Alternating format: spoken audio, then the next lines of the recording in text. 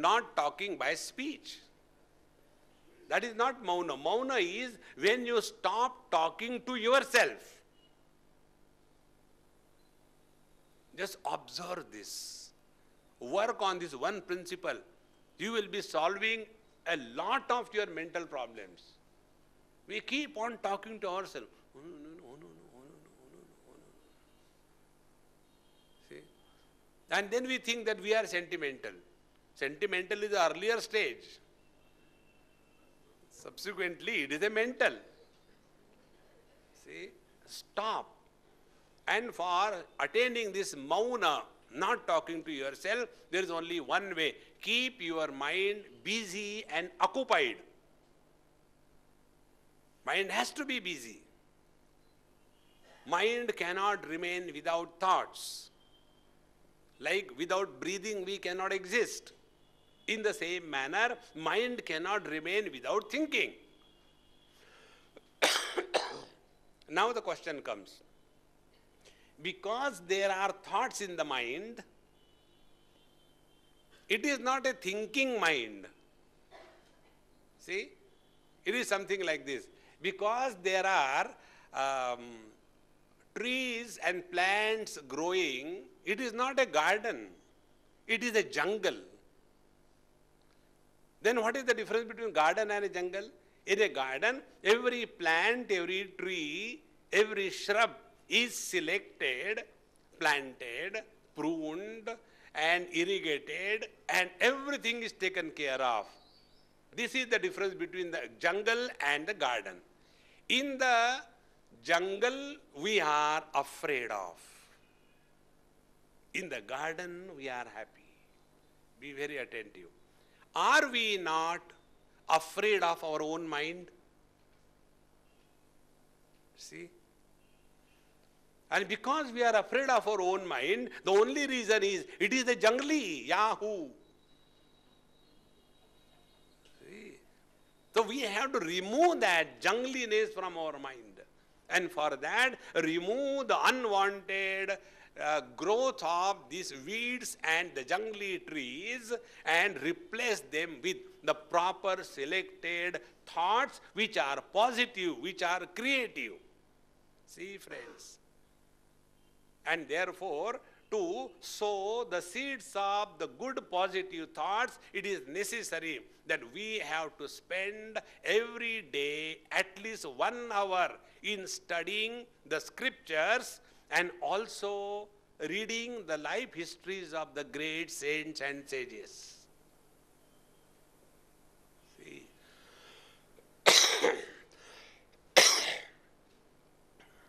It is extremely necessary.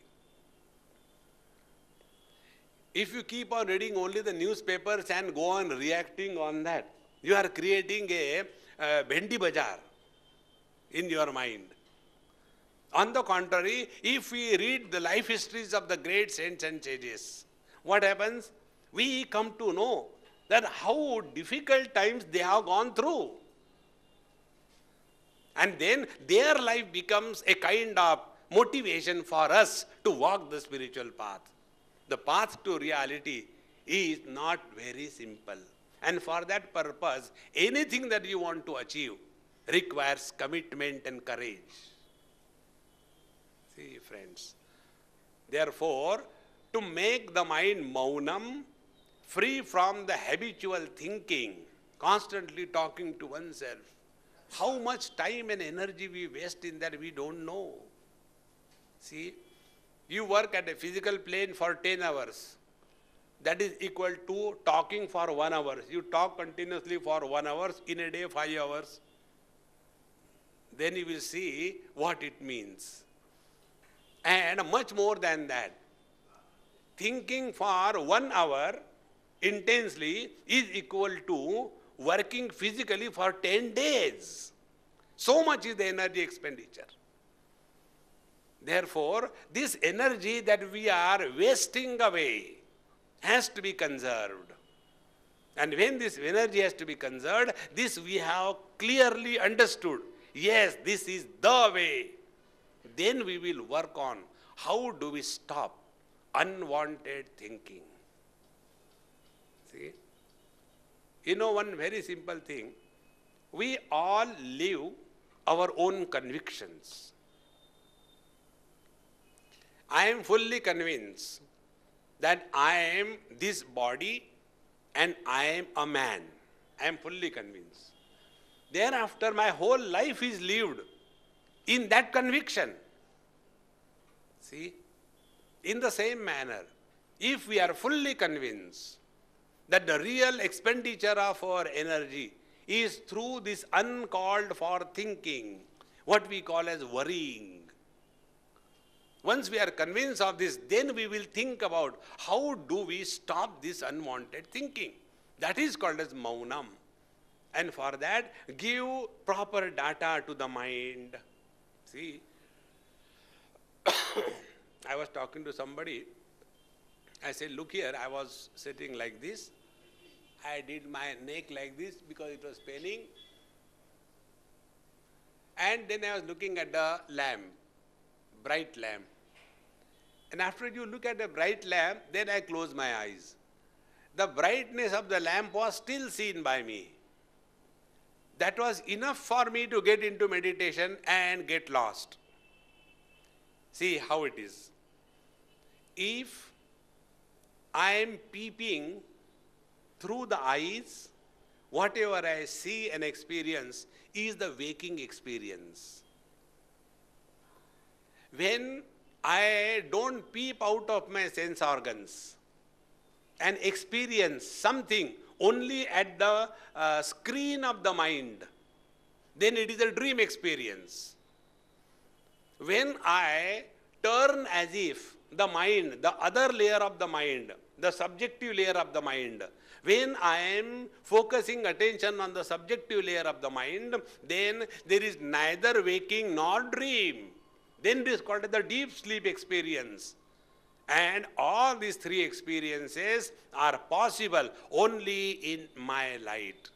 So this absolute reality, with reference to the gross body identification, waking experiences, modification of the mind, the dream experiences, their absence, deep sleep experience.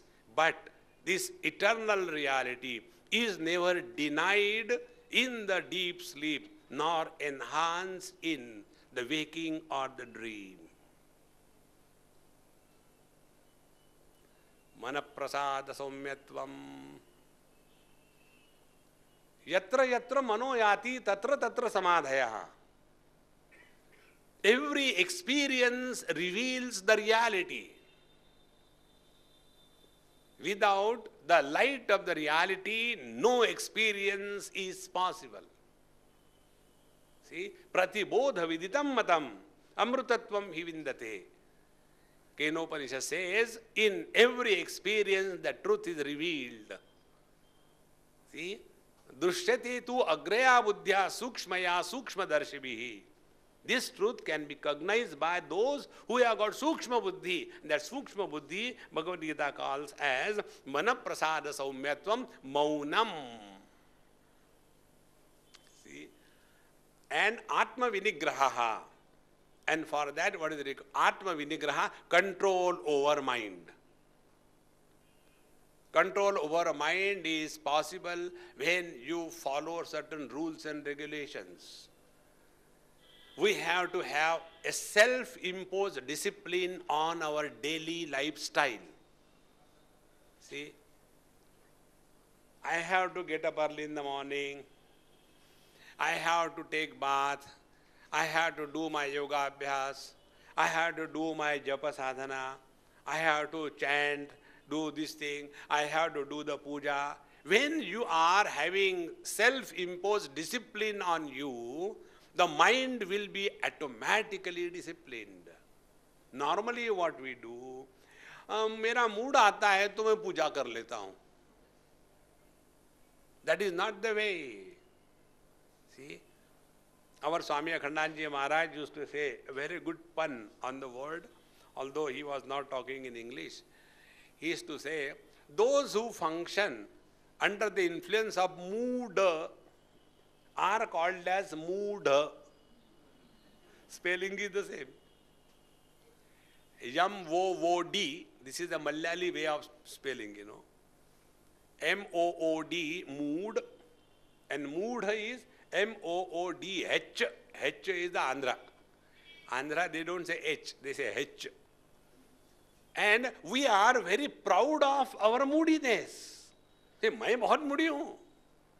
It is a shame. See, friends. Therefore, here, Atma Vinigraha. The mind has to be disciplined. No, don't give a single choice. Lesser the choice you give to your mind, freedom you can experience. See? Our understanding about prosperity is, more the choice, more prosperous we are. It is a dumb understanding. Lesser the choice you give to yourself, free you are. See? Such a person is at home in every situation, in every place, in every condition. He has no demands. See? Then manam prasadaha saumyatvam maunam atma vinigraha. Otherwise, small little things are enough that we give up something great in our life.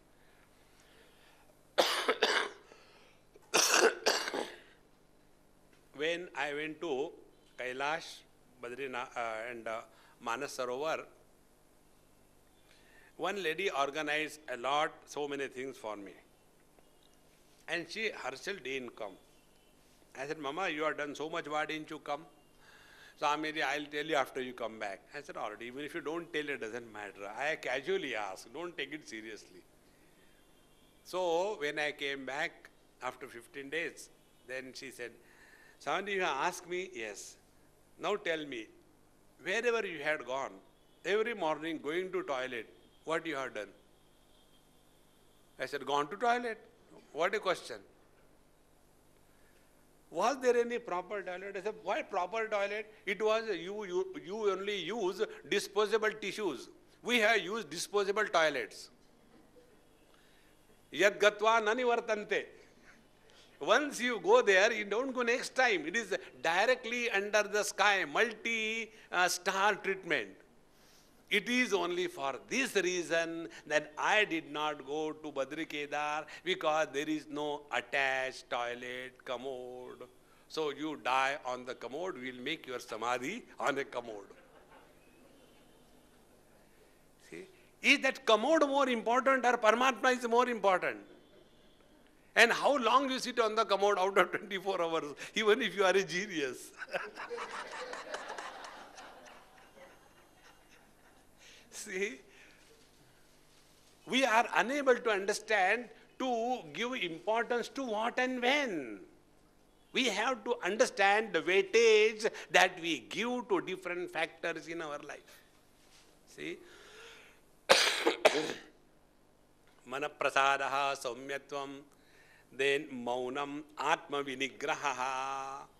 Bhagavad Gita, 6th chapter, Bhagavan says, Atmaiva atmano bandhu atmaiva ripuratmanaha. Our mind is our friend and our mind is our enemy, provided. If the mind is riding on us, then the mind is our enemy. If we are riding on the steed of the mind, then the mind is our friend. See, friends. There was one British Airways air hostess, Indian, and she told me, Swamiji, you please come to my marriage. I said, you know, I will not be there, but after you get married, you come with your hubby. So she came. That time I had a Rudraksha in my hand. So I said, hey, take this, put around your neck. She said, Swami, you only tie down. I said, okay, I tied down. Give me some Ashirvad. I said, may you be protected from yourself. What is this kind of Ashirvad? I said, whatever has come, I have given. If there is someone really our enemy, it is nowhere outside. See, friends. It is the mind alone who gives us options. Don't yield to the... You may trust a cobra. Don't trust your mind. Discipline, misdiscipline. then Atma Vinigraha, then Bhava Samshuddhihi. Now next one is Bhava Samshuddhihi. Our intentions must be pure, immaculate, sincere. No crooked thinking. See, life becomes very easy in that case. Bhava Samshuddhihi. So when our intentions are pure, we have no ill feelings. And for that there are 4 techniques given by Patanjali Maharshi as well as Bhagavad Mahapurana.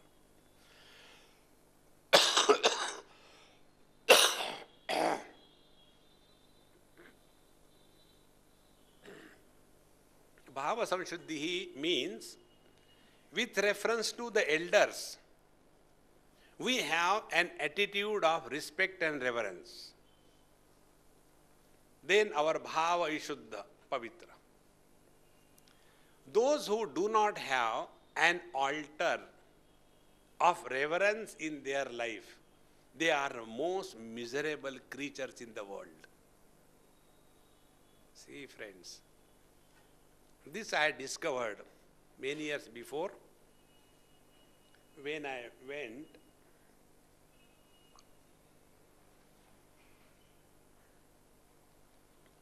for giving a talk in Assam, Dibrugarh, many years before. And my host, she was a Rotarian and also social worker, college professor.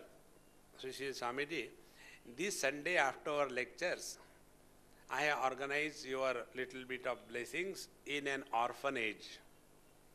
I am connected with that, so please come and bless the children. I have arranged everything, sweets and all that. I said, all right. Talking and giving lecture is the only thing I have done in my life. So I went there and all the children were sitting. Different age group. Some elderly children keeping the small, orphan babies in their lap. Some children about 5 or 4 years like that. And some grown-up girls, boys, all sitting there. And then I was told that they are the orphans and all that. And when I wanted to talk, a word could not come out of my mouth. Now, what do I talk to them? When you talk to children, what do we talk? How lucky you are that your parents are taking care of you. Matrudevo bhava, Pitrudevo bhava, Acharya devo bhava, Atithi devo bhava. Because when you talk to somebody, you draw the attention of that body to an higher altar, is it not? Now to those orphans, what will I talk? Should I tell them that you are the unwanted thrown outs of your parents' lust? It was a choking experience. See? What to talk to them? That day I discovered that those who do not have an altar of reverence in their life, they are the most unfortunate. See, friends.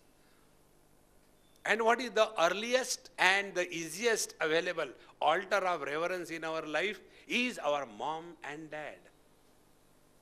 Therefore, Upanishad also, before saluting to the gods, it is said, Matru Devo Bhava, Pitru Devo Bhava. Therefore, to Bhava Samshuddhihi, to keep the atmosphere of our mind in a proper mood, one of the important things is we have to learn to respect the elders. Elders are of 4 kinds. Those who are elder by age. Anybody who is elder by age than us deserves respect. Doesn't matter who he or she is. Doesn't matter. See? I remember I went to somebody's house and they asked me to distribute prasad. They don't give me anything. Swamiji, ये सबको बांट देना. अब खाना खाया तो हाँ कहना ही पड़ता है. So I give everybody. And then I kept 1 or 2 in my hand. I don't know why. And when I was going, I remember I had not gone to the kitchen. So I went in the kitchen, and there was one very old lady in that house, a servant. Must have been there for ages. And she was sitting there and cleaning the utensils.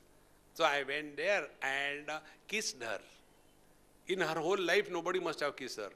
So I kissed her, I gave her, I said, Mama, baad mein milenge. So when I came out, Swamiji, she was our servant. I said, no, she was my mom. We have to learn to respect elders. It is extremely important. If somebody is elder than us by age, he deserves. Now, what is the meaning of this respect, reverence? You can see in yourself. When you go before the idol of a lord, a temple, or one Krishna you buy from the market by bargaining. See? ये कितने का है? 21,000. 21,000. Original की भी इतनी कीमत नहीं होगी. 21,000. अच्छा बाबूजी, कितना देना चाहते हैं आप? हम देंगे 21 रुपए. अरे Ram, 21,000 and you want to pay 21 only? Okay, we settle 2,100. Then we bring that idol, keep it at home. And then, Tvameva Mata Cha Pita Tvameva. Bhagwan se, मालूम है.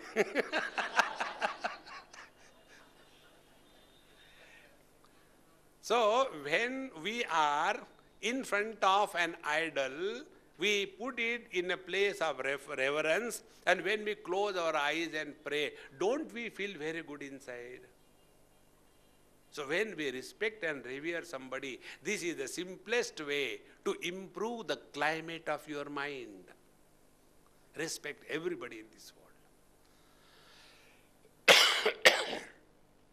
Elders with reference to age. Second, somebody is elder with reference to strength. See?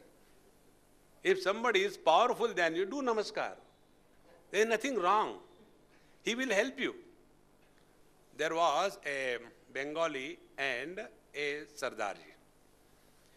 And Sardarji, Bengali, they were coming from Howrah to Delhi. And you know, Bengalis are, bilkul, they have hardly any strength, physical strength. They have got throat strength a lot. Hobenna. Physically nothing. And Sardarjis are a huge structure. So when they got into the train, this Bengali was trying to lift his luggage, huge luggage, but he is only Agarbatti brand. Oh God. Looking here, looking there, Sardarji saw from the window. Hat. He got down, lifted his luggage in one go.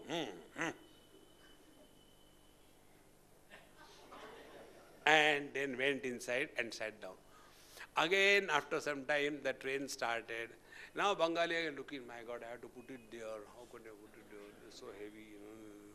Again, Sardarji got hat. He took the luggage, put up there.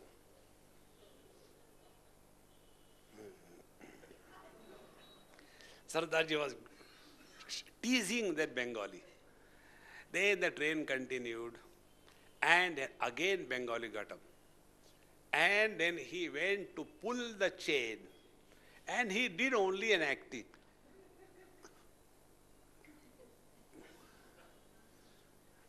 Sardarji, hat. And he pulled the chain. The moment the train stopped, the guard came. Who pulled the chain? Saji.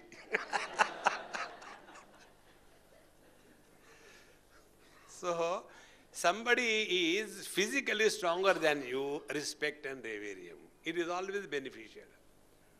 Don't hit your head against the walls. Third, somebody is richer than you. We must respect. We should not be jealous. Normally what happens? When somebody is rich, we say, मालूम है कैसा पैसा कमाया? तुम कमाओ, who stopped you? See? One person said, I had never taken any bribe in my whole life. क्या काम करते हो? I am a watchman in a graveyard. Who will give you bribe? The dead body? Therefore, if somebody has lot of money, respect. There is nothing wrong in respecting others. And the most important thing, if somebody is knowledge-wise wiser than us, he or she deserves respect, irrespective of the age, irrespective of the strength, irrespective of the wealth, because the knowledge is the highest wealth in life. See, friends, when in this manner, now come to the basic point. When we respect and revere somebody, who is benefited? The one who gives the respect or the one who takes the respect? See, if I have taken food, I will be benefited, is it not? The food is not benefited. In the same manner, when I give the respect, I am benefited, not the one to whom the respect is given. Last time probably I told you, this happened in Rudraprayag. There was one doctorni, and we were going to Badrinath. We broke our journey and we had tea, coffee like that. And India is great.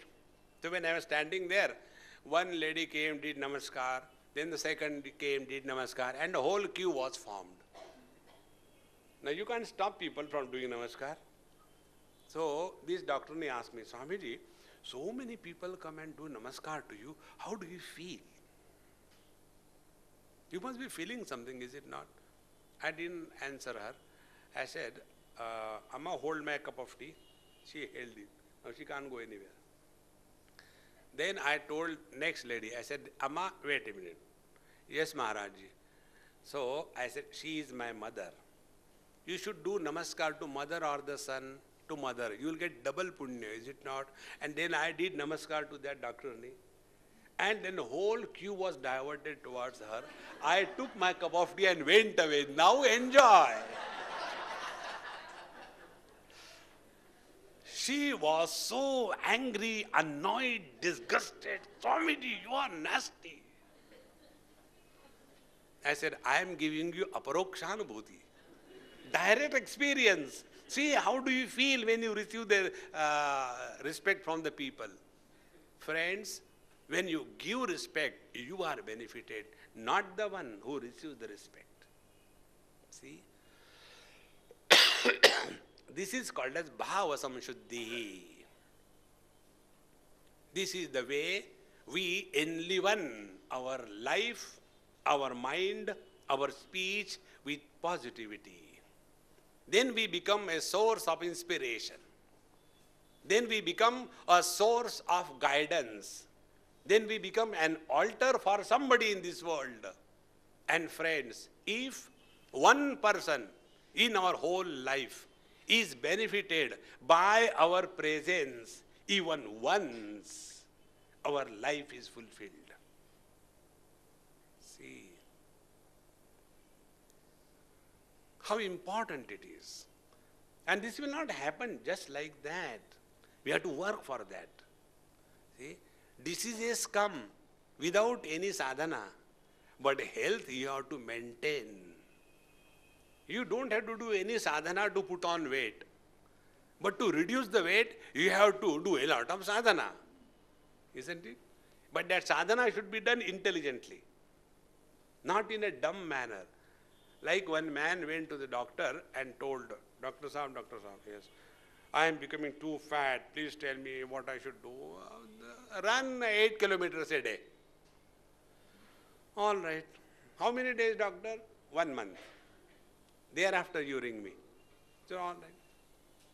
After 1 month he rings. Dr. Saab, my weight is reduced. Very good, I told you na. But there is one more problem. What is the problem? I am 240 kilometers away from my home.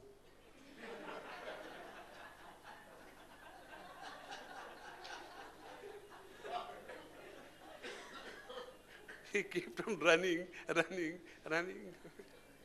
So he has done the sadhana, but not an intelligent way. See, keep the mood of your mind in a perfect tune. You are a fit instrument of the Lord. And when I want to get some work done, whom will I choose? First of all, I will find out who is capable, is it not? Like, this new book is coming, meditation. Now, I come to Ahmedabad for so many times. I found out this Seema, a victim of my talks.